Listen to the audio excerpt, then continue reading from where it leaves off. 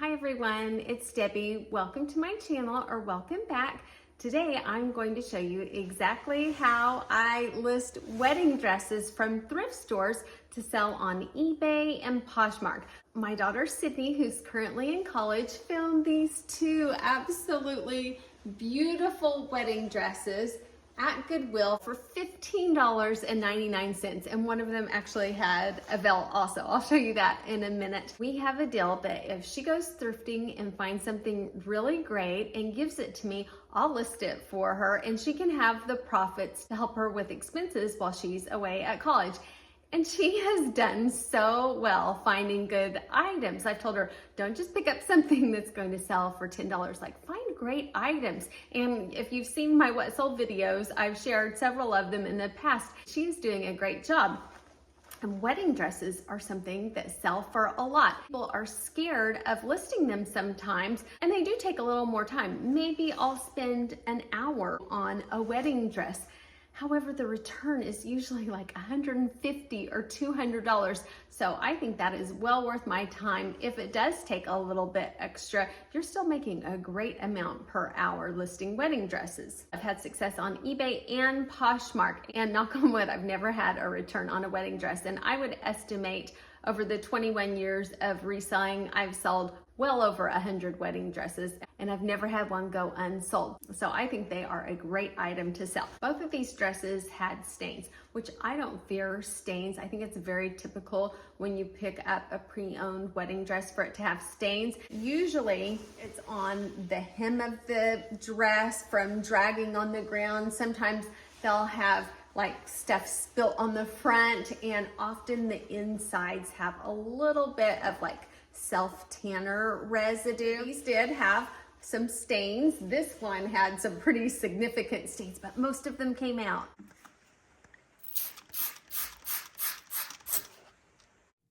The interior layers of this dress had quite a few stains. I just use OxyClean spray. I get it from Walmart, $3.23, and I drench the stains. I let them sit for a few minutes. Look at this stain. This was pretty bad. I was not sure how well it would come out, but you'll see it did. And then after I completely saturate it, I go through and I take just an old clean sock, and as I scrub it, the stains just start disappearing. It's always so exciting to see that it's actually working. Now, if they don't come out all the way, that's okay, as long as I make a really good improvement. That's what counts. I'm condensing this, but it took me 24 minutes to clean this dress. Then, after I have scrubbed it and think it is as good as I can get it, I get a clean dish of water and I go through and rinse it. Or sometimes I'll stick it in the shower and I will just spray it down with the shower handle.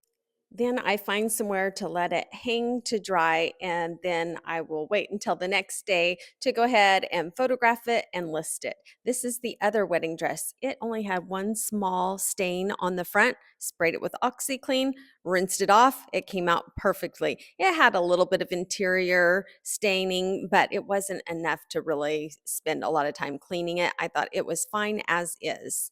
This one, I also found a small tear at the hem, which is very typical.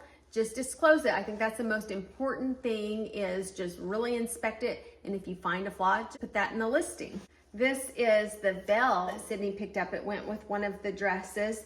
And these, I looked it up, it came from David's Bridal. These really long cathedral veils. This one measures 8 foot long.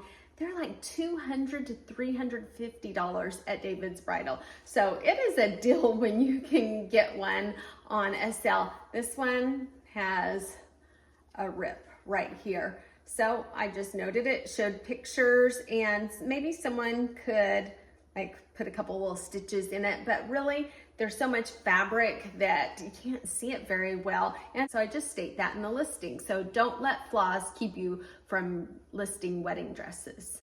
In my description, I like to let them know that it is a beautiful wedding dress.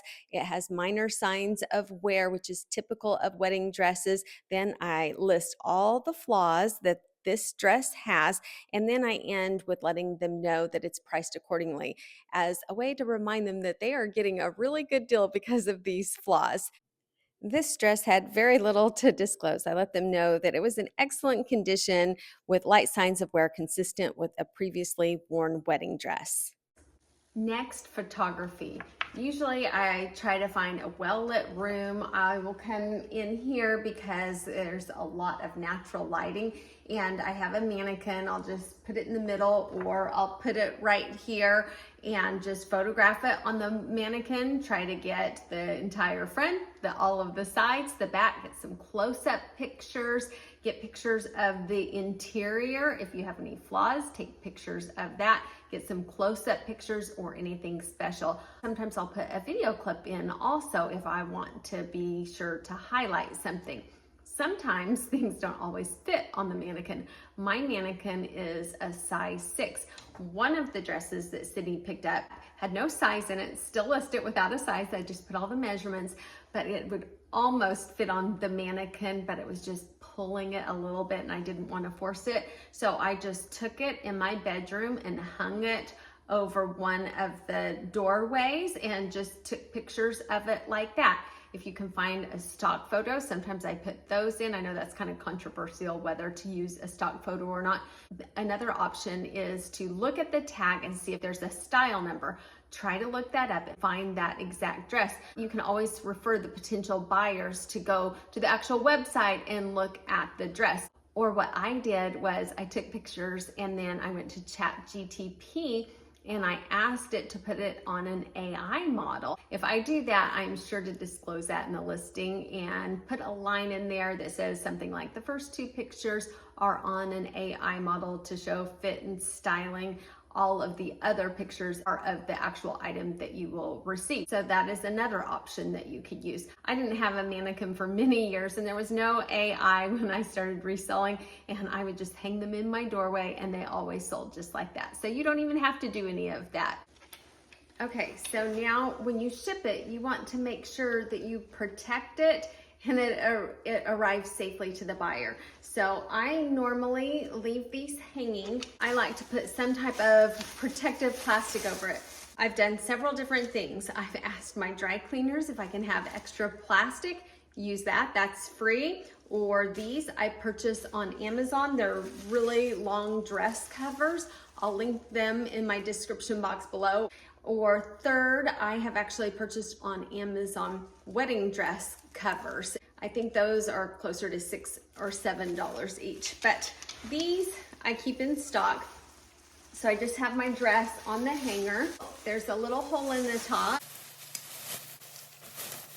And so this goes almost to the bottom. So what I do is I hang it and then I put another sack the other direction and then tape it.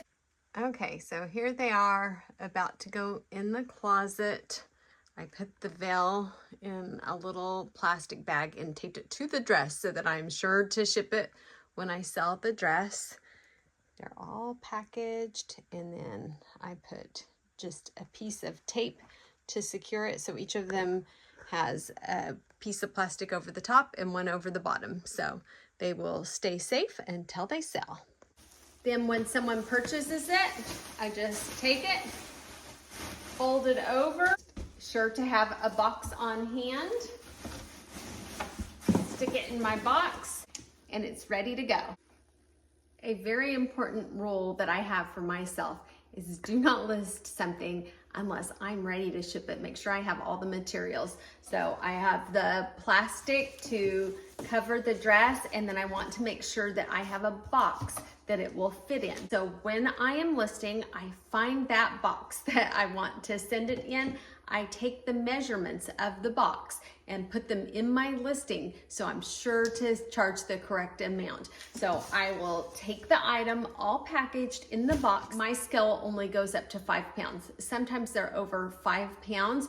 So instead of using my little reseller scale, I go to the bathroom, hold the box, step on with the box, step off, weigh myself again, subtract it, and find out the exact weight with it packaged with the box. And on eBay, I'll put in the dimensions, I'll measure the length, height, and width, put that in with the packaged weight. And I will use calculated shipping to be sure that I charge enough shipping so that I don't end up charging a much lower amount on accident. On Poshmark, I know that it might go over the 5-pound limit, and keep that in mind when you are sending or accepting offers. You might have to upgrade your shipping label. I haven't had a problem with this size on Poshmark. This is within the limits. However, if the weight goes over 5 pounds, you do have to pay for an upgraded shipping label. So now when the wedding dresses sell, I won't have to scramble and go, oh my gosh, what am I going to package these in? How am I going to protect this? I don't have a plastic bag big enough for it, or I don't have a box big enough for it. I already have everything. So when it sells, all I have to do is print the label, and it's super easy. That saves so much stress if you have everything ready to go. I only know this because I have done the opposite in the past, and I've learned it's so stressful when you sell something and you don't have the materials to package it and you want to get it right out. So do yourself a favor and make sure you have it ready to mail out when you list it. Now we're ready to put everything together and create our listings. I'm going to show the first dress on eBay.